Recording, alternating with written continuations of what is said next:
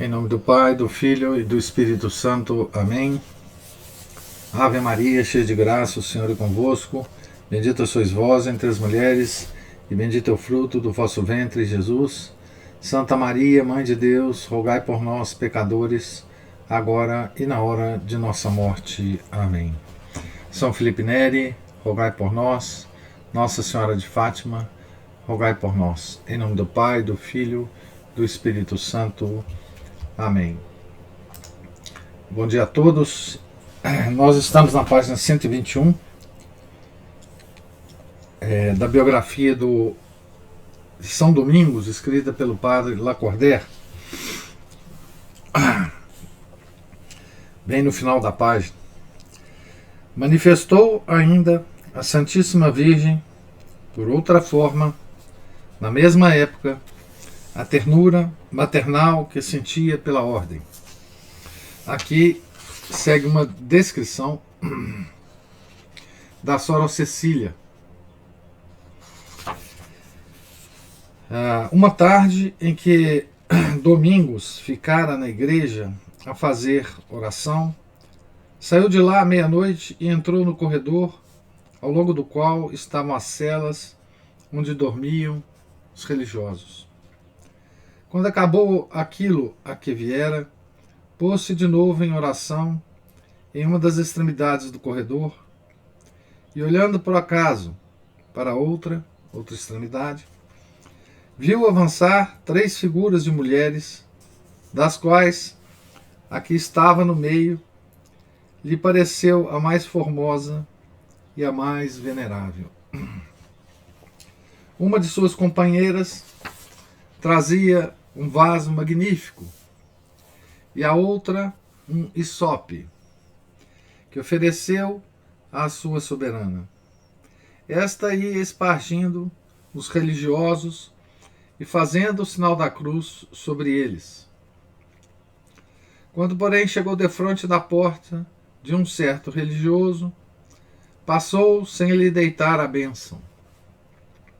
Domingos, tomando nota de qual era, avançou ao encontro da senhora que estava deitando a bênção sobre os religiosos e que já ia ao meio do corredor, perto da lâmpada suspensa nesse lugar.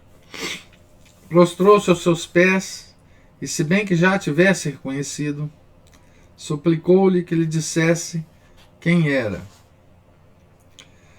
Nesse tempo não se cantava essa bela e devota antífona, a Salve Regina, nos nossos conventos de Roma. Só se recitava de joelhos depois das completas.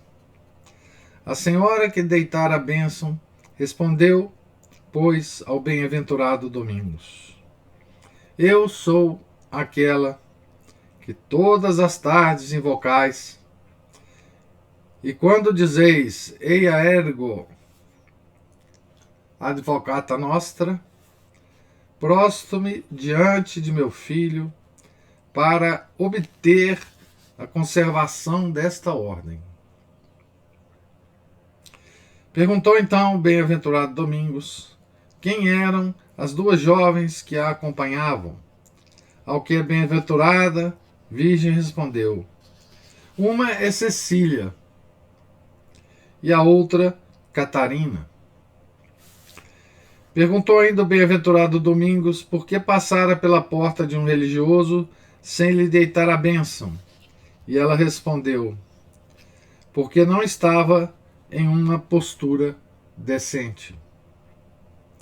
E acabando a sua volta, tendo aspergido e abençoado o resto dos religiosos, desapareceu. O bem-aventurado Domingos tornou a ir fazer oração, para onde estava antes e apenas começou, sentiu-se arrebatado em espírito para junto de Deus. Viu o Senhor, tendo à sua direita a bem-aventurada Virgem, e pareceu-lhe que Nossa Senhora tinha um manto cor de safira. Olhando em redor, via diante de Deus religiosos de todas as ordens, mas nenhum da sua. Começou, portanto, a chorar amargamente e não se atrevia a aproximar-se do Senhor, nem de sua mãe. Nossa Senhora fez-lhe com a mão sinal que se chegasse. Ele, porém, não ousava aproximar-se, enquanto o Senhor, por sua vez, não lhe fez também o sinal. Chegou-se então e prostrou-se diante deles, chorando amargamente. Disse-lhe o Senhor: por que choras dessa maneira?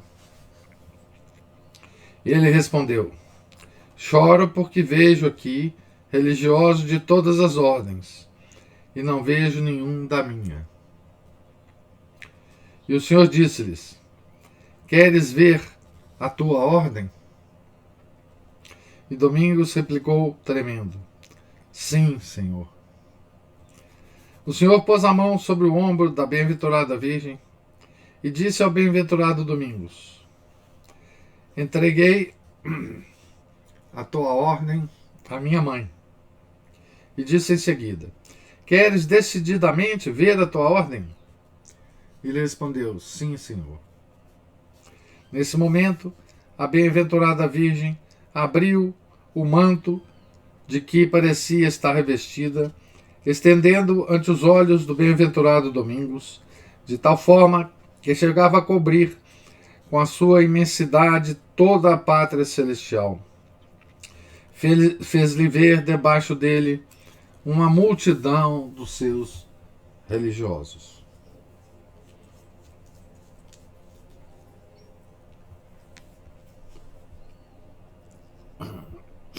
Prostrou-se o bem-aventurado Domingos, dando graças a Deus e à bem-aventurada Virgem Maria, sua mãe. E desapareceu a visão. Voltou a si e tocou a sineta para as matinas. E quando acabaram as matinas, convocou os religiosos ao capítulo, onde lhes fez um magnífico discurso sobre o amor e a veneração que deviam ter pela bem-aventurada Virgem, e contou-lhes, entre outras coisas, a sua visão. À saída do capítulo, chamou à parte o religioso a quem a bem-aventurada Virgem não tinha deitado a bênção e perguntou-lhe com doçura se ele lhe não ocultara algum pecado, porque este mesmo religioso tinha feito confissão geral ao bem-aventurado Domingos. Ele respondeu-lhe: meu santo padre, nada tenho sobre a consciência senão que essa noite, quando acordei, achei-me descoberto na cama. O bem-aventurado Domingos contou ele mesmo esta visão à Sora Cecília e às outras freiras de São Sisto, como se ela se tivesse dado com outra pessoa. Mas os religiosos que se achavam presentes deram a entender, por sinais às freiras, que fora ele próprio que isso acontecera.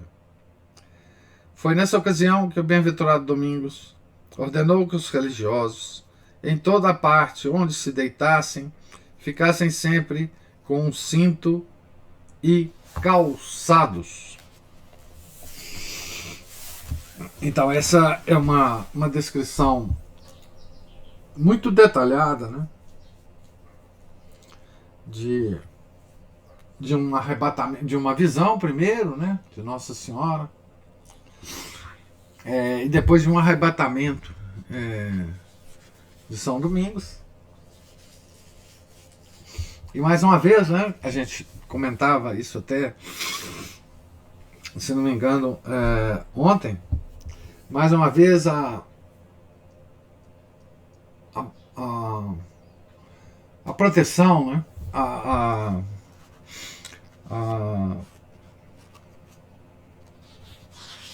o amor que Nossa Senhora, a ternura, né, que Nossa Senhora tinha pela ordem de São Domingos, né? E como que ela mostrou a São Domingos a quantidade de santos que essa ordem teria, né? E de fato isso aconteceu, né?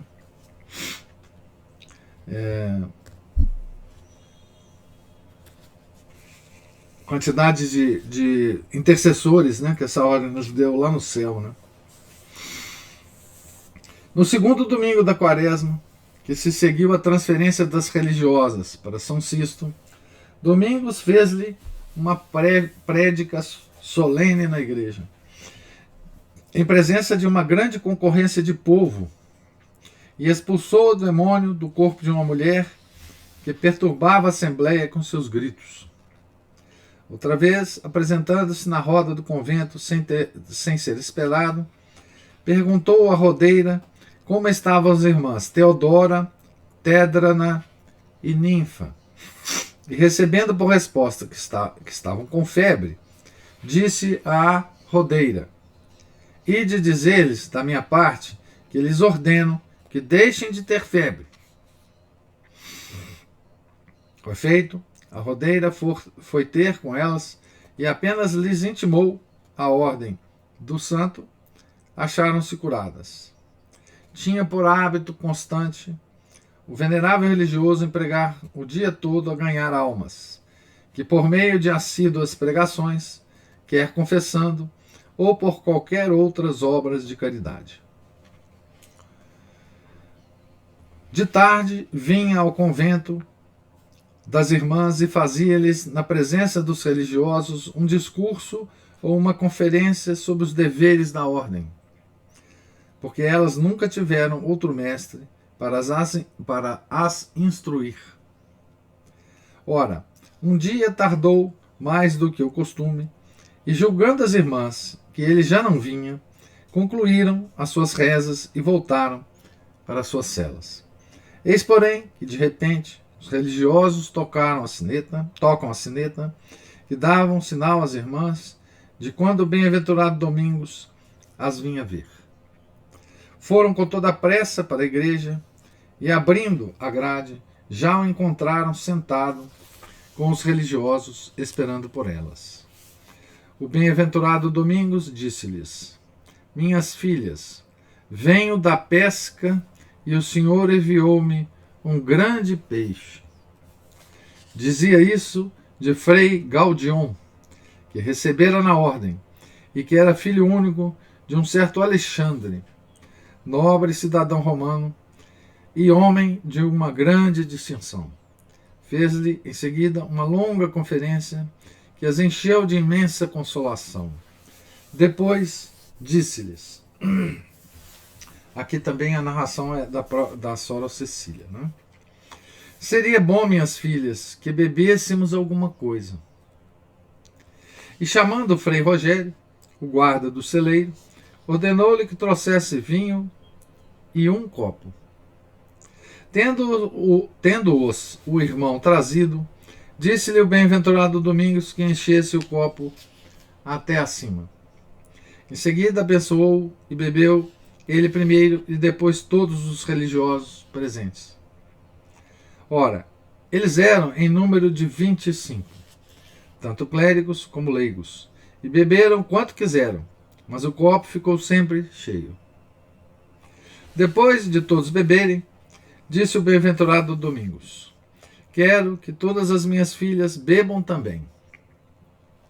E chamando a irmã Núbia, disse-lhe: Pegai no copo e dai de beber a todas as irmãs. Foi ela com uma companheira e pegou o copo cheio até acima, sem que se entornasse uma só gota. Bebeu primeiro a superiora, depois todas as irmãs, tanto quanto quiseram, repetindo-lhe a miúdo o bem-aventurado Domingos: Bebei à vontade, minhas filhas.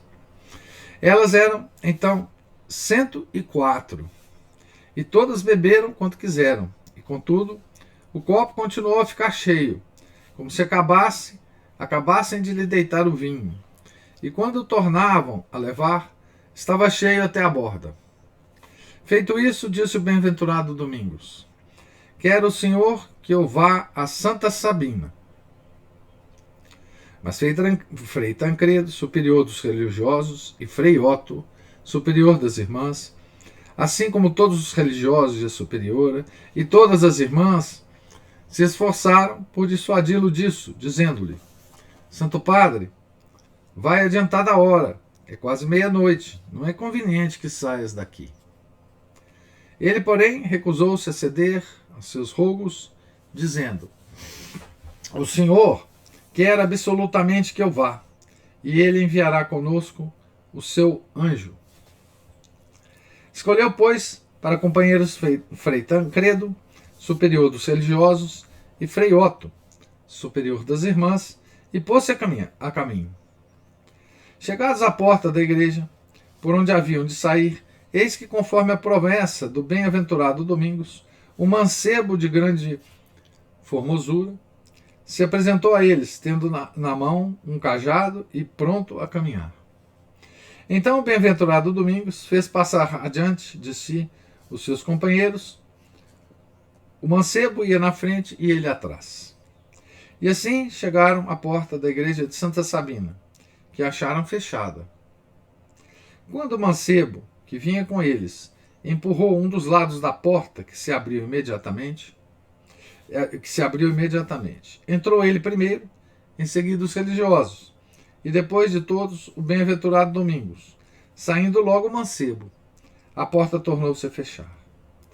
Frei Tancredo disse ao bem-aventurado Domingos: Santo Padre, quem era esse moço que veio conosco? E ele respondeu: Meu filho, era um anjo do Senhor, que o Senhor nos enviou para nos guardar. Entretanto, tocou a matinas, e os religiosos desceram para o coro admirados de ali verem o bem-aventurado Domingos com seus companheiros, e ansiosos por saberem como tinha entrado, estando as portas fechadas. Ora, no convento havia um jovem noviço, cidadão romano, chamado irmão Tiago, que, vencido por uma tentação violenta, resolvera abandonar a ordem depois das matinas, quando se abrissem as portas da igreja. Domingos, que disso tivera revelação, chamou o noviço à saída das matinas e aconselhou com doçura a que não cedesse às insídias do demônio, mas que persistisse corajosamente no serviço de Cristo.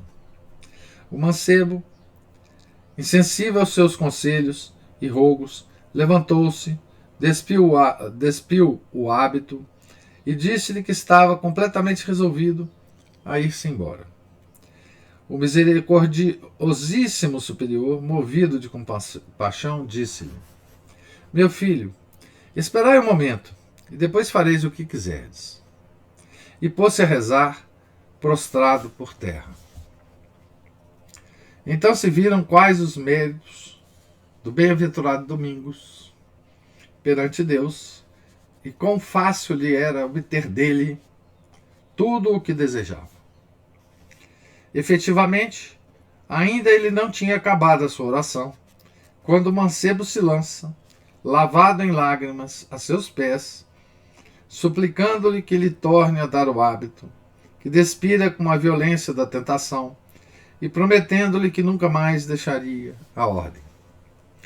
O venerável superior entregou-lhe então o hábito, não sem o aconselhar, mais uma vez, a que se conservasse firme no serviço de Cristo, e o que, com efeito, veio a acontecer, porque esse religioso viveu por muito tempo na ordem uma vida edificantíssima. Na manhã seguinte, o bem-aventurado Domingos voltou com seus companheiros para São Sisto, e os religiosos contaram na sua presença a Sora Cecília e as outras freiras o que se passara. E o bem-aventurado Domingos confirmou a sua narração, dizendo: Minhas filhas, o inimigo de Deus queria roubar uma das ovelhas do Senhor, mas o Senhor livrou das suas mãos.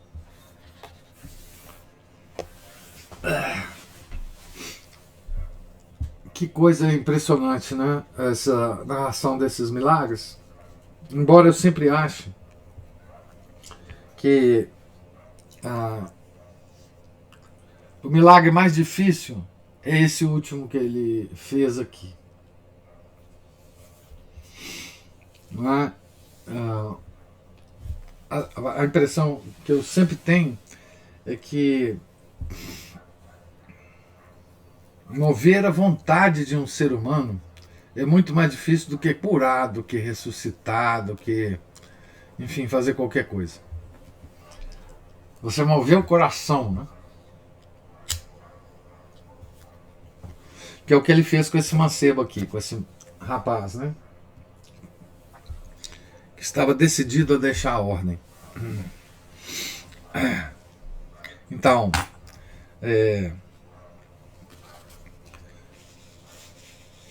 me impressiona muito mais um milagre desse tipo, né?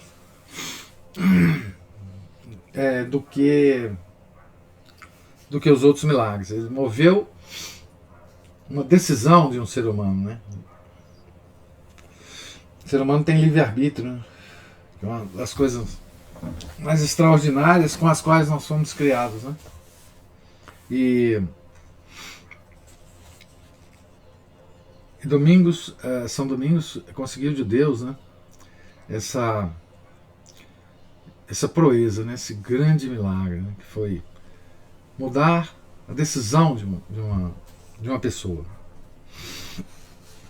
No ano de 1595, durante o pontificado de Gregório XIII, tendo as religiosas de São Sisto, 1595 agora, né?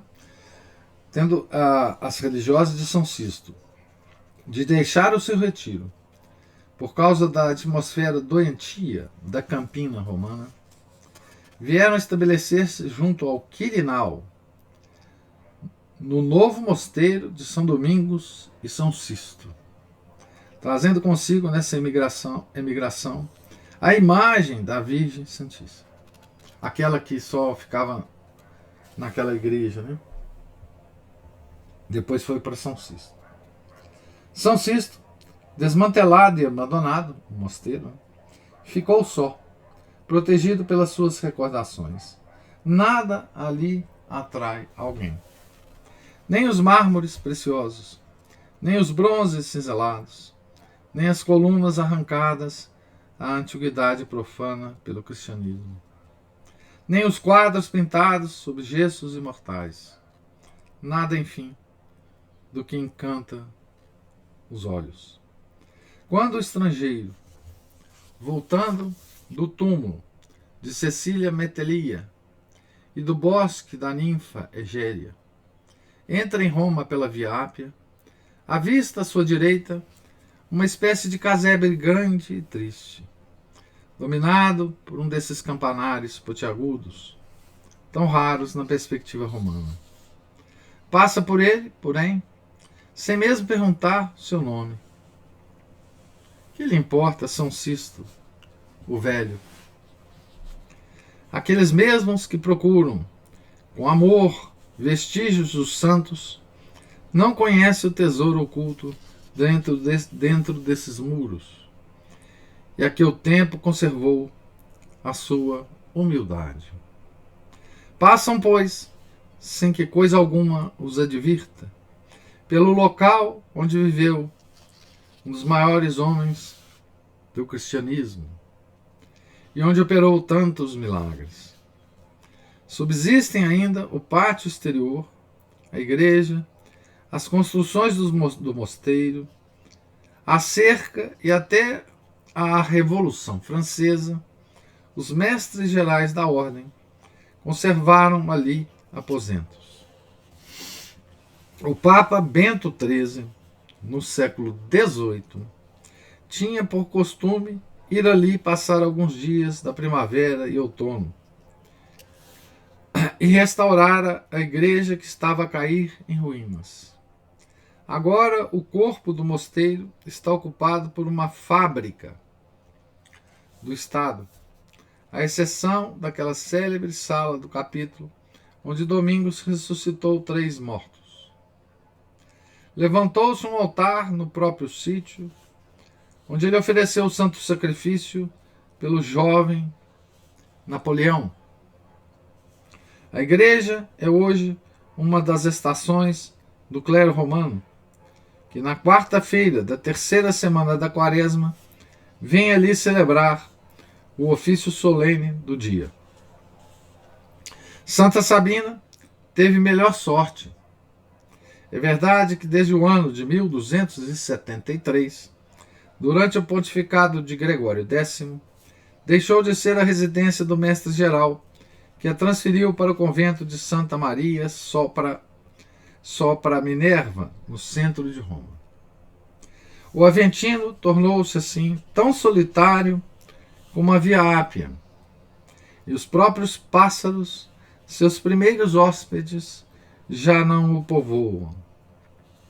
Uma colônia, porém, dos filhos de Domingos nunca deixou de viver à sombra dos muros de Santa Sabina, protegida também pela beleza da sua arquitetura. Vê-se na igreja, sobre um troço de coluna, uma grande pedra negra, afirma a tradição.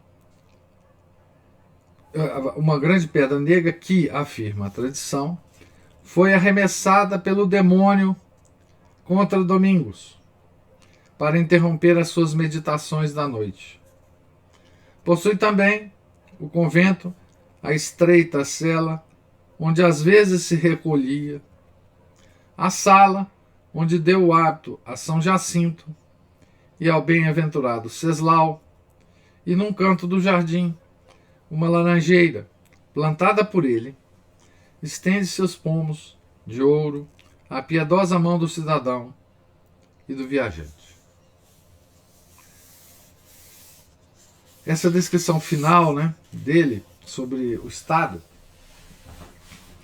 desses dois conventos, né, São Sisto e Santa Sabina, que eram os pontos, os lugares em que São Domingos dividia o seu tempo, né, diariamente. Santa Sabina, o mosteiro dos frades, né, e São Sisto das freiras, da ordem dominicana. É muito interessante a gente ler nessa descrição como é a passagem do tempo, né? Como o tempo ele afeta, né, as coisas, as pessoas e as coisas, né? Como lugares tão brilhantes em certa época, né? Tão brilhantes de luz espiritual, né? Como foi esses dois locais, né? Locais que presenciaram milagres tão extraordinários de São Domingos, né? Como eles decaem, né? Como eles são esquecidos, como eles envelhecem, né? Como todos nós, né? Seres humanos.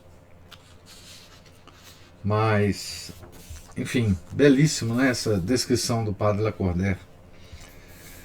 Deixa eu ler alguns capítulos aqui, alguns parágrafos aqui do capítulo 13. Fundação dos conventos de Saint-Jacques, de Paris, e de São Nicolau, de Bolonha. Saint-Jacques é um convento muito simbólico, né, por causa da Revolução Francesa. Os religiosos que Domingos enviara para Paris, depois da Assembleia de Prouille, dividiram-se em dois grupos. Então essa é a história da ordem em Paris, né? O primeiro, composto de Manes, de Miguel de Fabre e de Oderico, chegara ao seu destino a 12 de setembro. O segundo, composto de Mateus de França, de Bertrand de Garriga, e de João de Navarra e de Lourenço, da Inglaterra, chegou 3 semanas mais tarde. Alojaram-se todos no centro da cidade, numa casa que alugaram ao pé do hospital de Notre-Dame, às portas do Paço Episcopal. À exceção de Mateus de França, que passaram a parte de sua mocidade. Nas escolas da universidade, nenhum deles era conhecido em Paris. Ali viveram 10 meses numa extrema penúria, mas fortalecidos com a memória de Domingos e com uma revelação que Lourenço, da Inglaterra, tivera sobre o futuro local, onde se haviam de estabelecer. Por esse tempo fundara João de Barastre, deão de São Quintino, capelão do rei, e professor na Universidade de Paris, junto a uma das portas da cidade, chamada Porta de Narbonne ou de Orleans, um hospício para estrangeiros pobres, uma hospedaria, né? E hospital, um misto de hospedaria e hospital. Né? A capela do hospício era dedicada ao apóstolo São Tiago, tão célebre na Espanha, e cujo túmulo é objeto de uma das maiores peregrinações do mundo inteiro. Né? O Tiago de Compostela, né? São Tiago de Compostela.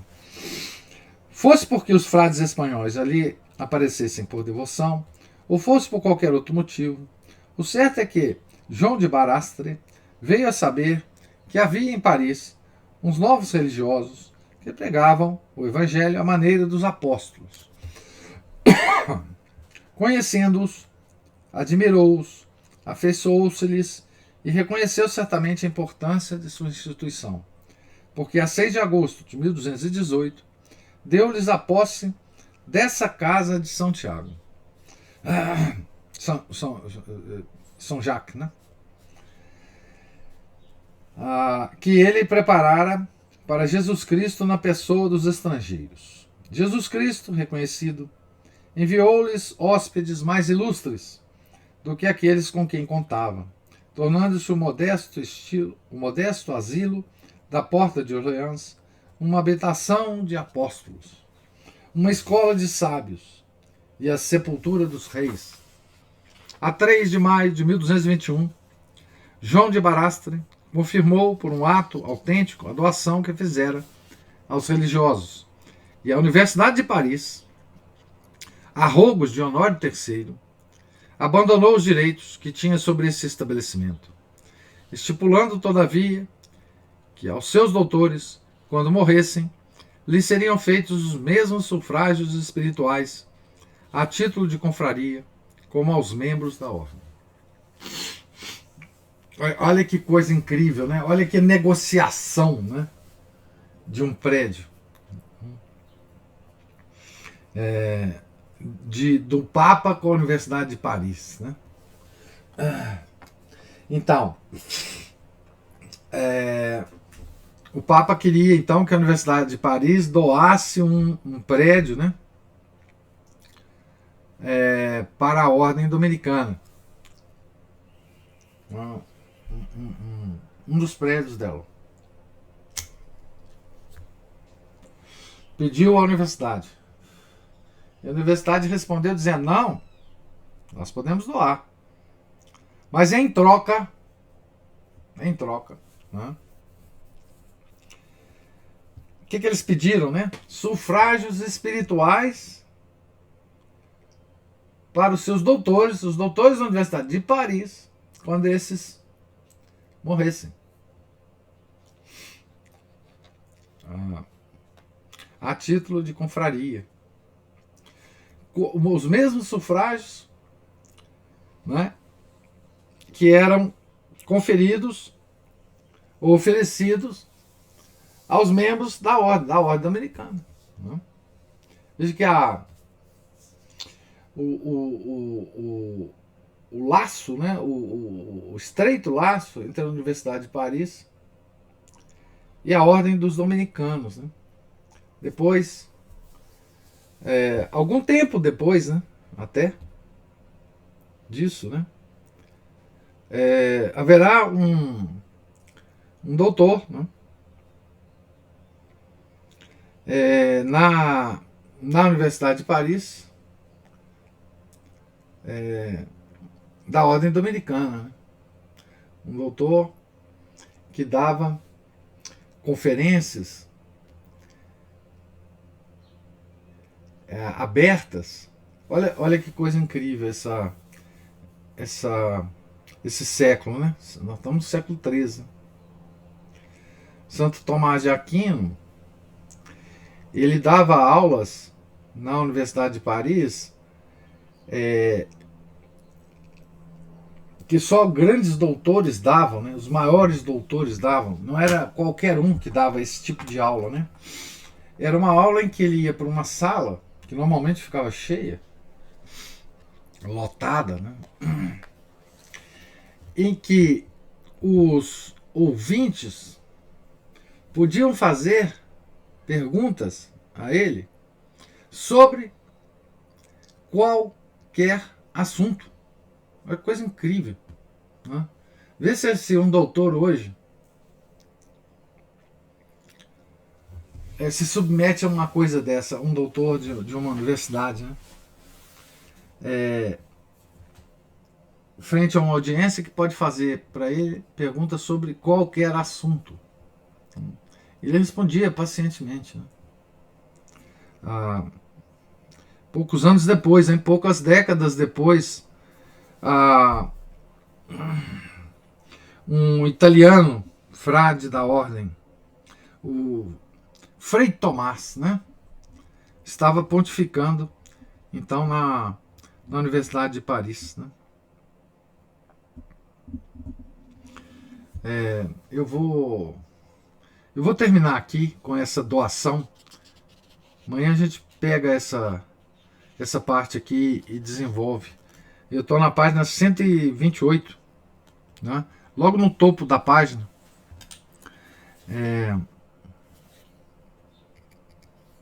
Logo depois do comércio que houve entre a Universidade de Paris, um santo comércio, né?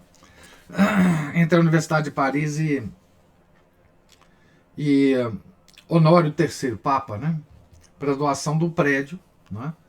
De São Tiago, Casa de São Tiago, né? Que será depois, né? Tomada pelos jacobinos, por isso eles chamavam jacobinos, né? que era tida depois, né? Lá não existia esse termo na época, como a esquerda da Revolução Francesa. Foi um centro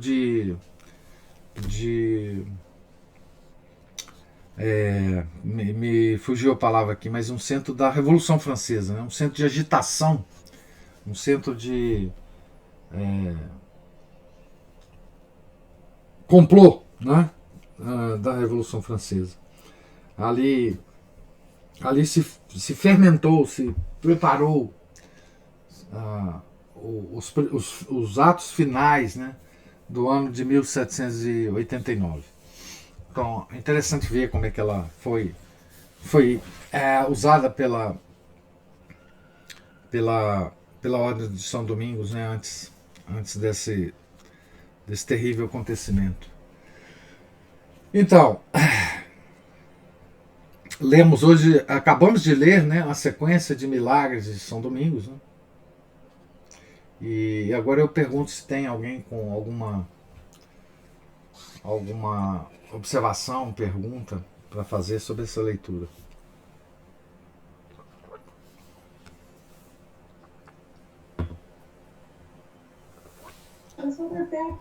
Então, o São Domingos e a obra dele não rezavam o texto. O texto ainda não apareceu. Não, o São Domingos já apareceu com o texto há muito tempo. O texto já era rezado. O São Domingos já tinha. Ele não era rezado, digamos assim, pela população em geral, né? A devoção do texto foi espalhando. Foi espalhando aos poucos, né? Vocês vejam que a própria Salve Rainha não era rezado tão frequentemente como nós a rezamos hoje, né? Ou como, enfim, algumas pessoas têm o hábito de rezar. A Salve Rainha só era rezada nas completas, que era a última oração da noite, antes de dormir, né? Que até hoje é rezada. As completas, a Salve Rainha compõe, né, a oração das completas. Mas veja, essa devoção ela foi espalhando aos poucos, né? Para a população, né?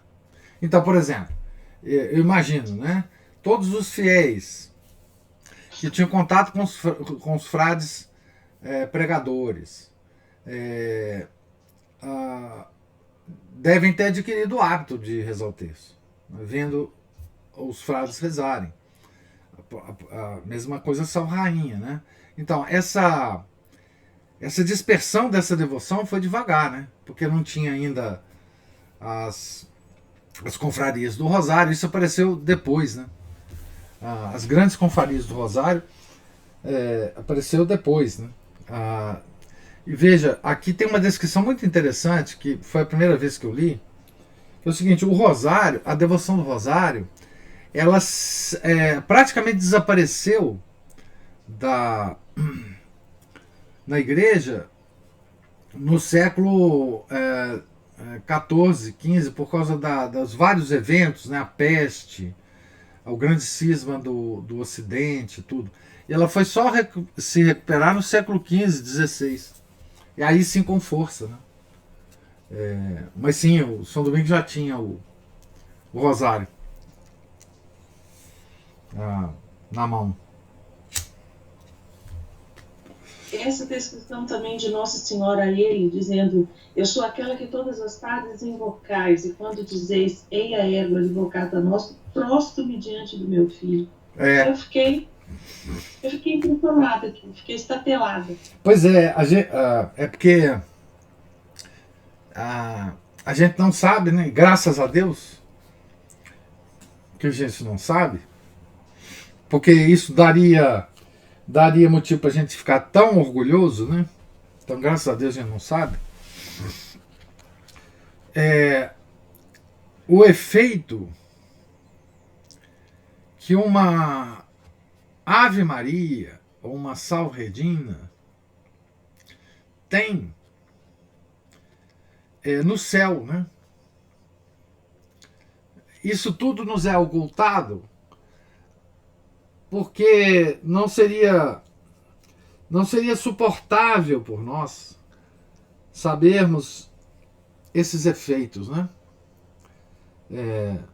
Mas tem uma oração que a gente reza antes da Salve Rainha, né? Que fala assim: e para vos obrigar, nós vos saudamos com esta Salve Rainha. Quer dizer, essa pequena oração que a gente faz antes da Salve Rainha, né? Ela já tem um caráter distintivo, né? Como assim nós vamos obrigar a Nossa Senhora a nos proteger, a nos cobrir com o seu manto, né? Porque é isso que a gente pede nessa oração inicial, né? Infinitas graças vos damos, soberana rainha, e para mais vos obrigar. Não é assim que a gente fala? Então, como assim nós obrigamos Nossa Senhora a alguma coisa, né? Exatamente por causa do efeito. Como é que é? Isso sempre me surpreendeu também. Pois é. Como nós vamos obrigar a Nossa Senhora a fazer alguma coisa, né? Mas é exatamente por causa do efeito que essas orações marianas, né, tem sobre Nossa Senhora no céu. E cada um de nós, né, que rezamos, tem esse efeito em Nossa Senhora, né? Dizem os entendidos, né, os grandes comentadores de Nossa Senhora, né, que a primeira parte da Ave Maria é a saudação do anjo, né? Quando da encarnação do Verbo, né? Dizem esses estudiosos que toda vez que um ser humano repete a saudação do anjo, né, Nossa Senhora fica extremamente tocada no céu, né? Porque ela lembra da cena, né? Ela lembra da cena do segundo fiat, né, que tem na Bíblia. Primeiro da criação do mundo. E o segundo fiat é o de Nossa Senhora ao anjo, né? Fiat mi secundum verbum tuum. Então, essa aceitação de Nossa Senhora para a encarnação, né? Então, toda essa coisa volta à lembrança de Nossa Senhora, né? Como se ela pudesse esquecer alguma coisa, mas enfim. Dizem os comentadores que a Ave Maria toca especialmente Nossa Senhora quando a gente repete a saudação do anjo, né? E sabe-se lá o que mais, né? Sabe-se lá o que mais, né? Então, uma Ave Maria rezada com devoção, né? Uma única, né? Não precisa ser as 150 Ave Marias do Rosário, mas uma Ave Maria apenas, né? Rezada com devoção, tem esse efeito, né? No coração de Nossa Senhora, né? Então, a gente deve sempre lembrar isso, né? Quando a gente está rezando. Mas esse efeito, como eu disse, graças a Deus, ele nos é desconhecido, né? Como nós, né? Esses mistérios da nossa religião são impressionantes, né? Como nós, miseráveis que somos, podemos mover o coração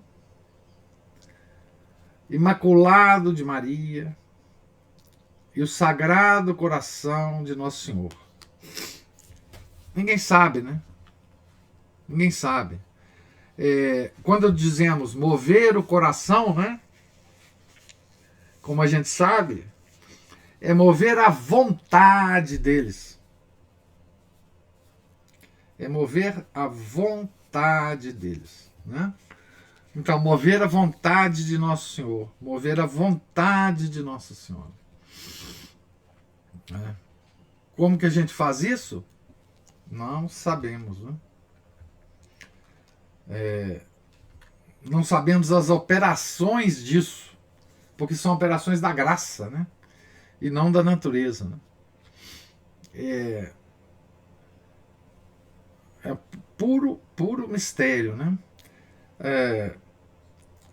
E veja, em toda essa operação, né, da nossa devoção e da nossa reza, nós movemos alguma coisa que nós não sabemos o que é. E nós recebemos em troca um movimento em troca, né, que é o movimento da graça vindo deles, né, que também nós não entendemos, né. E por que a gente faz isso? Por causa da virtude teologal da fé. Né? Por causa da virtude teologal da fé. Que é uma virtude que nos é dada por Deus. Né? Então, nessas operações. Agora, os santos têm capacidade de ver isso, né? Mas graças a Deus nós não temos, né? Porque nós não temos o suporte, a firmeza do santo para não nos perdermos, se nós soubéssemos que as nossas orações causavam esses efeitos em Nosso Senhor e Nossa Senhora. Graças a Deus nós não sabemos, né?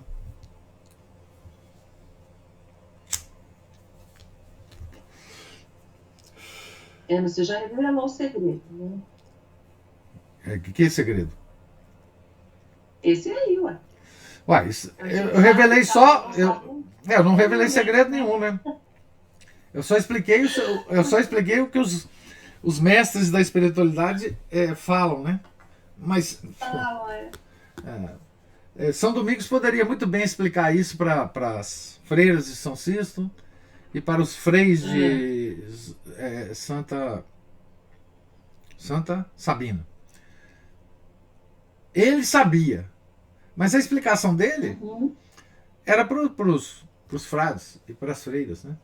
Enfim, ele sabia, mas também muitos lá não sabiam, né? E os leigos que estavam ouvindo São Domingos também não sabiam.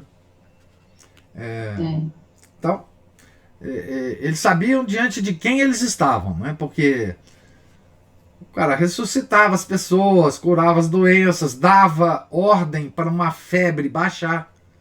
Uma ordem indireta, né? Não sei se vocês observaram. Fala lá para as 3 que eu estou ordenando que a febre delas passem.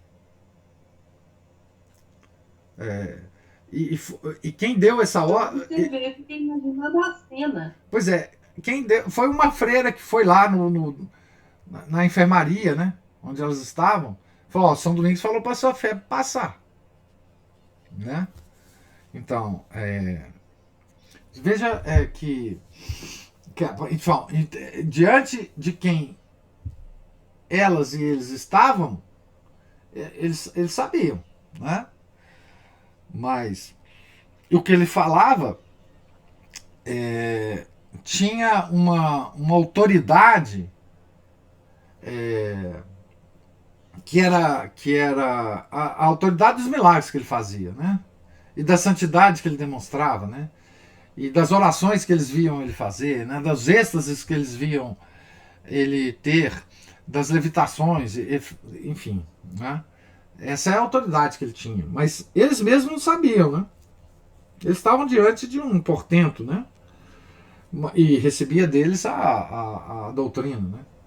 Mas eles mesmos não sabiam, né? Ou seja, em torno de São Domingos, por isso que a narrativa do livro sempre fala assim: alguém ficou sabendo que existe um grupo de frades que pregam o evangelho como os apóstolos. Porque também em torno dos apóstolos ocorriam vários milagres, né? Então, esse como os apóstolos também continha essa atmosfera de santidade e de milagres, né? Que envolvia São Domingos, né? Enfim, era realmente uma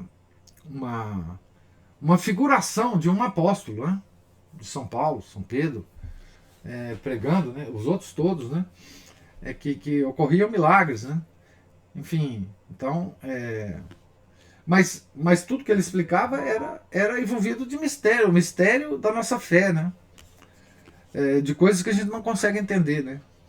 Eu sempre, quando rezo aquela oração inicial, né, infinitas graças damos sobre a rainha, e quando eu falo assim, para mais vos obrigar, essa palavra sempre tem para mim uma conotação tão misteriosa, mas tão cheia de luz, né? Aliás, uma das coisas mais interessantes dos nossos mistérios, da nossa religião, né, que eles são cheios de luz, né? São mistérios que clareiam, né? Mistérios que revelam coisas. Jess sempre dizia isso dos nossos mistérios, né? São mistérios que criam, que geram, que têm uma força geradora, não é? Que tem uma força criativa, não é?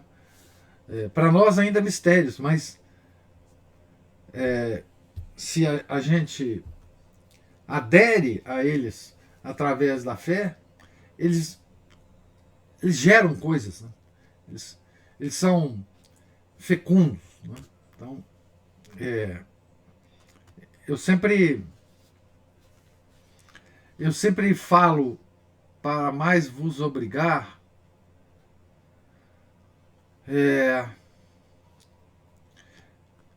com uma certa, não sei como descreve isso, um certo medo, uma certa timidez, um certo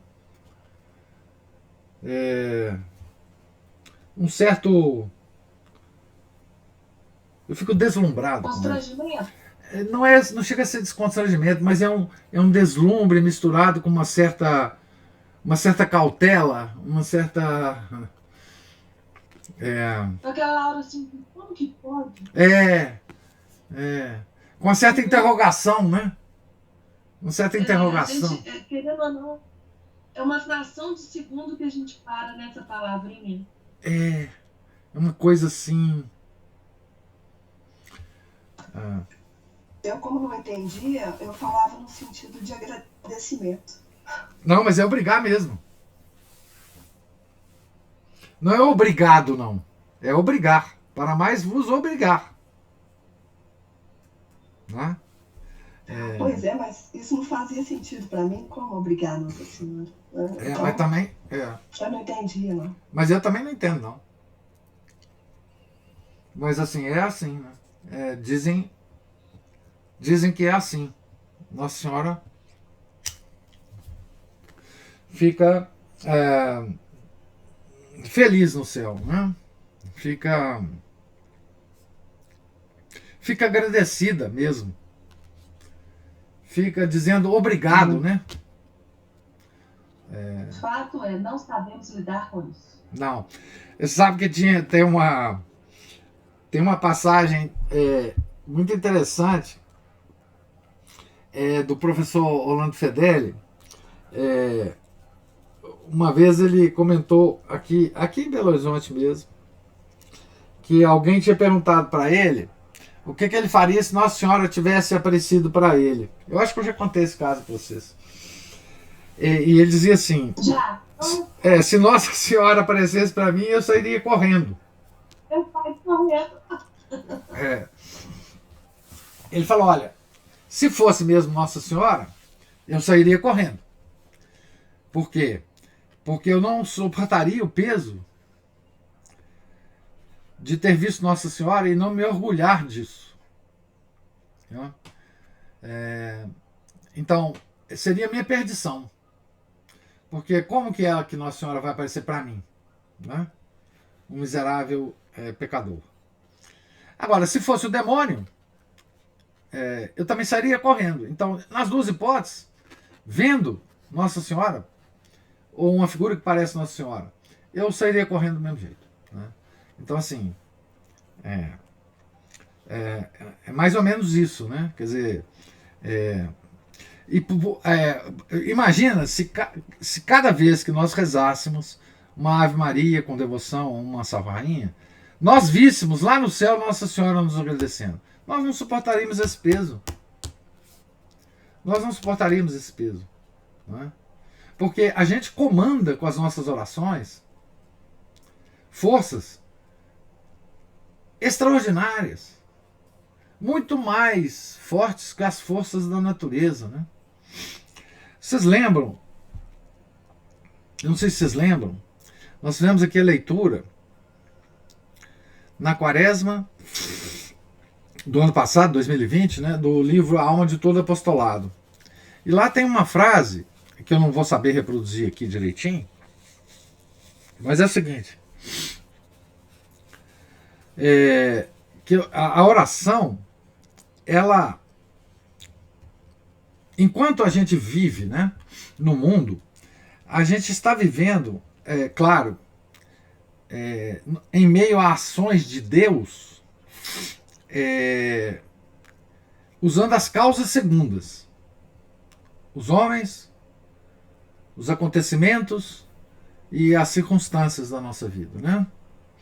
Quando a gente faz uma oração, a gente recorre à causa primeira. Então,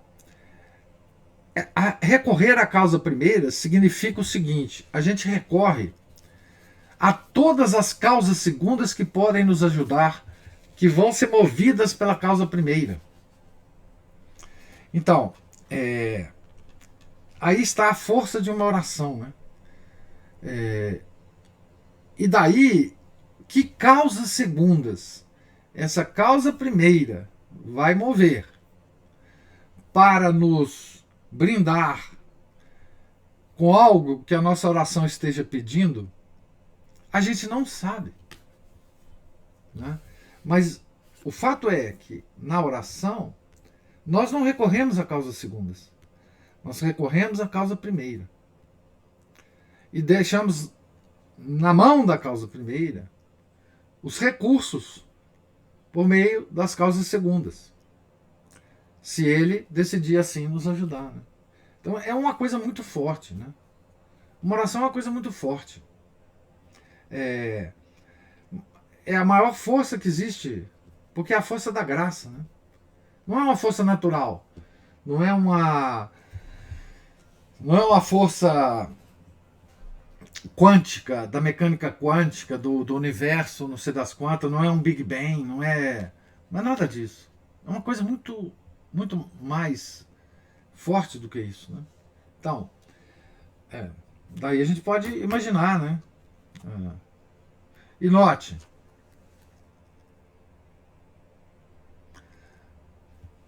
como é que chama aquela característica que os teólogos dão a Nossa Senhora, né? Onipotência. Eu esqueci como é que é o termo teológico. Porque Nossa Senhora, ela não é onipotente, né? Nossa Senhora é a criação de Deus, né? Mas ela move o seu filho, que é onipotente. Como é que chama? Onipotência. Esqueci agora. O título que. A característica da Nossa Senhora. Então, quando nós fazemos orações a Nossa Senhora, ela mesma não é onipotente, mas ela move o onipotente. Ela move a causa primeira. Ela não é a causa primeira, mas ela move a causa primeira. Não é? Então, é isso, minha gente. Ô, professor. Sim. Só uma coisinha. Uma observação assim meio boba, mas quando o senhor estava lendo aquele trecho que fala que o demônio jogou uma pedra em São Domingos para atrapalhar a meditação dele da noite, eu fiquei pensando, né, que hoje não precisa ele jogar uma pedra, que a pedra está na nossa mão, né?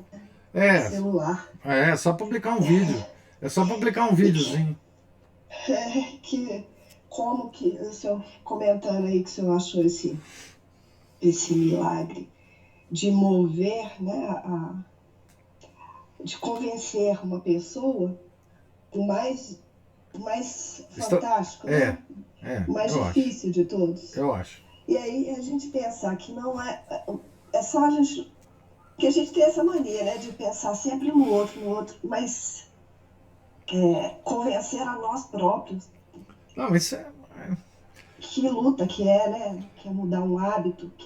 Porque veja bem, quem levou o Nosso Senhor, quem crucificou o Nosso Senhor, foi a nossa vontade. O pecado a gente comete com a nossa vontade e com o nosso intelecto, obviamente, mas o nosso intelecto que comanda a nossa vontade no ato de pecar, né?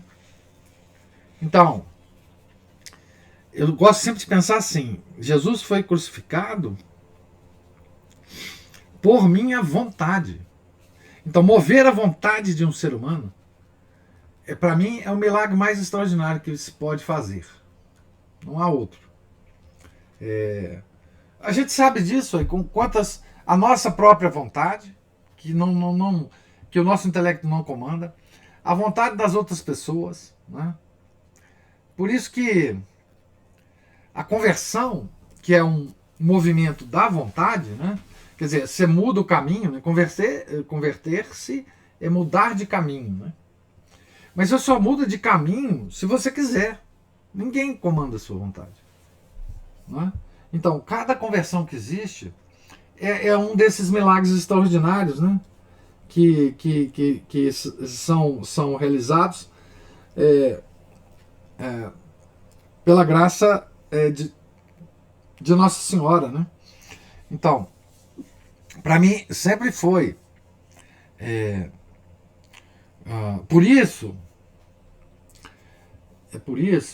que eu sempre falo para vocês daqueles silêncios de Nosso Senhor, né? Frente a Herodes, frente a Pilatos. O que significa isso, né? Que a causa primeira, né, que é Nosso Senhor, está diante de uma vontade que ele de antemão sabe que não vai mudar, que não pode mudar. Quer dizer, veja, mesmo Nosso Senhor reconhece que não pode mudar aquela vontade, porque o livre-arbítrio é soberano. Então, por isso que eu fico impressionado com uma atitude dessa de Nosso Senhor ficar calado, né? Porque ali ele sabia que nada que ele falasse, ou fizesse, ou realizasse, mudaria aquela vontade. Né? É o juízo final dele, né? Falou, ó, aqui não tem jeito mais. Não tem jeito mais de salvar essa alma. E quanto isso deve tê-lo feito sofrer, né? Naqueles momentos de silêncio. Justamente por causa da vontade do ser humano. A vontade do ser humano é absolutamente soberana. Nem Deus, perante uma vontade, perante uma decisão já tomada pelo ser humano e irreversível, nem Deus consegue nada. Nem Deus. Né? Porque o nosso Deus não é aquele o Alá, né? Porque o Alá é um Deus que pode tudo, enfim. O nosso não, né? O nosso respeita a nossa vontade. Né? Então nós temos o poder de mover com as nossas orações a vontade de Nossa Senhora, né? E por conseguinte de Nosso Senhor. Então, isso aí é um... Eu tenho eu particularmente tenho dificuldade, é o horário que eu tenho mais dificuldade de rezar é à noite. É assim, parece, tem um sentimento meio coitadista meu que fala assim, nossa, já trabalhou o dia inteiro, agora é hora de relaxar. E aí eu disperso. Então, mudar esse hábito tá muito difícil mesmo. Mas, Ana Paula, as orações, elas variam muito, né? Você não precisa fazer uma longa oração à noite, né? Enfim, também tem um problema da energia corporal mesmo, né? Às vezes você não tem energia para isso, né? Então escolhe, por exemplo, à noite tem um resumo das completas, né? Muito fácil de fazer, né? Você não vai rezar o rosário à noite, já que você tem esse ciclo biológico, né? Enfim, há orações para todos os momentos, né? Há a própria leitura de um salmo, né? Os salmos são orações, né? São orações. Enfim, as completas resumidas. Tem muita oração que você pode fazer nesses momentos de cansaço mesmo, porque isso é natural, viu, Ana Paula? Isso não é brincadeira, não. A pessoa levanta cedo, trabalha o dia todo, chega a estar esgotado mesmo, né? O que não pode é você deixar de fazer, mesmo que uma curta oração, né? Também não fique se cobrando, né? Não fique se cobrando. Sim, isso é verdade, mas que a pedrinha tá na mão, tá. Sim, mas veja bem. Pegar essa pedrinha. Sim, claro, mas assim, você não vai se comparar. São Domingos praticamente não dormia. Ele, enfim. Claro que não. Você vê o seguinte: ele chega no mosteiro de Santa Sabina, meia-noite, aí tal, não sei o que, faz coisa e tal. Aí ele mesmo toca, vai pro corredor, fica rezando, vendo Nossa Senhora, será? Aí chega a hora das matinas, ele mesmo toca lá com ele e começa o dia dele, velho. Mas nós, enfim, nós não aguentamos isso de jeito nenhum, né? Essa disciplina, gente, das regras monásticas, nós não aguentamos meio dia delas. Isso aí é impressionante isso mesmo, né? Mas então, assim, vamos adaptando o nosso dia, o nosso cansaço. E outra coisa, né? Quando a gente vai envelhecendo, eu posso dizer isso com tranquilidade, a nossa energia vai diminuindo demais, né? A gente tem que se adaptar a isso, né? Escolher a melhor hora do dia para rezar o rosário, para que a gente não se disperse tanto, né? Enfim, isso mas sim, eu entendi o que você falou. pegar a pedrinha que o demônio ia jogar na gente e deixar ela longe, né? Comparando aqui a pedra que ele jogou no São Domingos, né? Mas sim, todos nós temos esse problema de dispersão, de preguiça, né? De preguiça, enfim. Mas então, gente, mais alguma observação? Deus lhes pague a presença, a paciência, a participação. Nós, então, nós estamos aqui na página 128. Amanhã, se Deus quiser, nós continuaremos dessa página aqui. Tenham todos um santo dia. Fiquem com Deus. Em nome do Pai, do Filho e do Espírito Santo. Amém. Ave Maria, cheia de graça, o Senhor é convosco. Bendita sois vós entre as mulheres, e bendito é o fruto do vosso ventre, Jesus. Santa Maria, Mãe de Deus, rogai por nós, pecadores, agora e na hora de nossa morte. Amém. São Felipe Neri, rogai por nós.